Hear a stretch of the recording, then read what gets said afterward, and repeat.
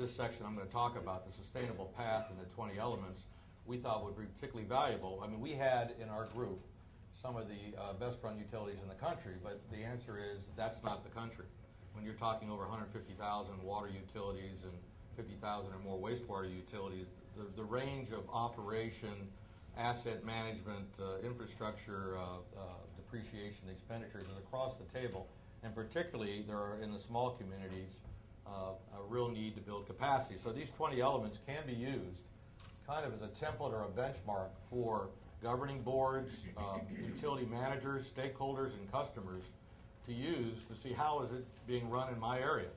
And then we might be able to, with benchmarking and progression, see how this is improving. So let me start.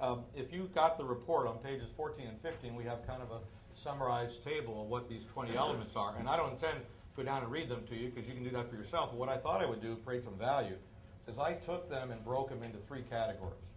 Category number 1 is how should we go about conducting our business? What is it that a utility should put out there? Is their values or their ethics? And when you look at it, first and foremost is transparency. The customer, the stakeholder, the members of the community, the watershed need to know how decisions are made, how their money is being spent, and that then couples up with the one that says the public outreach and stakeholder involvement. The decisions need to involve the customer, the stakeholder, not only of the utility, but in the overall watershed in which that utility and other utilities operate. We talk about good governance.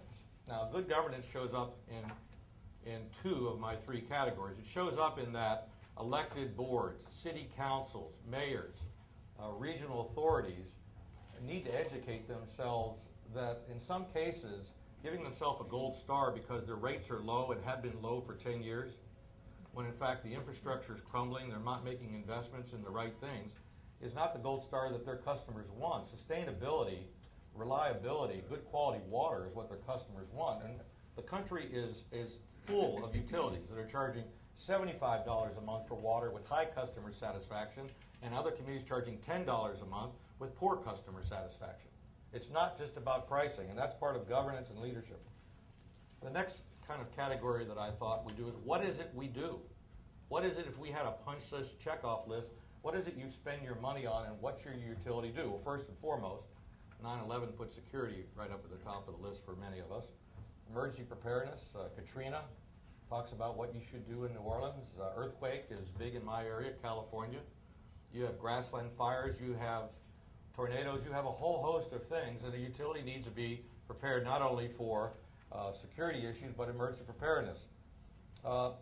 Conservation.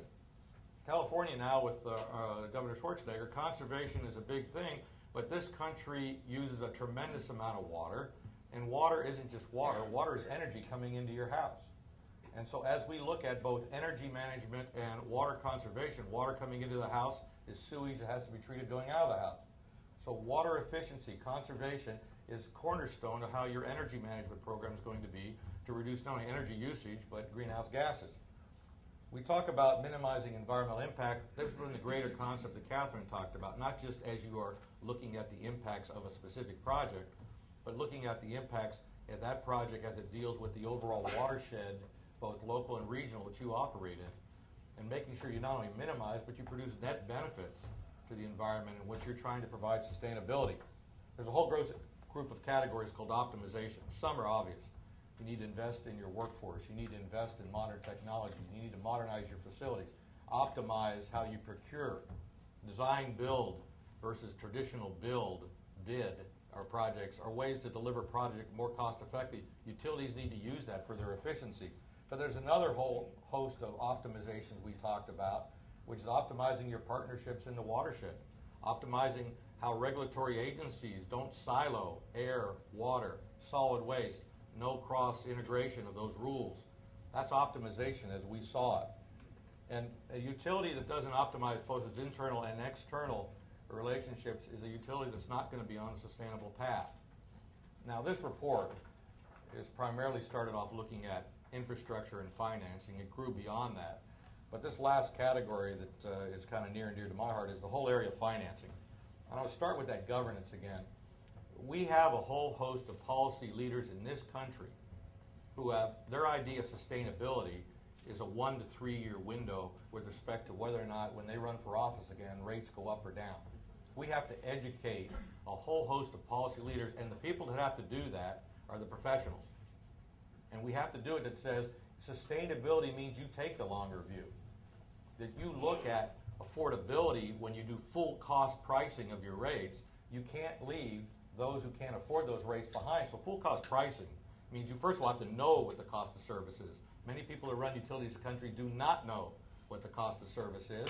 And when you price it that way, included in full cost pricing is affordability programs for those on low income that can't afford that. It has to be built into your pricing structure.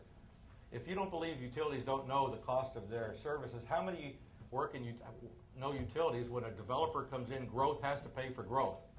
They pay $1,000 for a water meter. In my district, you pay $22,000 for a water meter. Now, there are some differences, but it isn't that big. And no one can say that a water meter for a new home costs $1,000 when it's buying into the infrastructure. People have to know what the cost of service is, and they have to charge that. And finally, if we're going to optimize and use technology, we have to continue to invest in research and development. Now, many of us in the utility business have formed consortiums and foundations where we can pool our funding. And at one time, the funding that was done through the various foundations and consortium was equal to specified funding through EPA on the same areas. So it's not the federal government, which has a large role in this, in research and development, is the only source. The utilities, once again, have to take leadership in that area. So I'm going to kind of wrap it up here by saying there's also an appendix in this report that I think is valuable. It looks not only at what the template is for a sustainable utility, but it identified, if what I am saying sounds so obvious, what are the barriers that are preventing people from doing that, and what are some ways to leverage around those barriers and move forward. I think this, for me, was probably one of the most valuable parts of the report and can be used by water management entities all over the country to move to a sustainable path.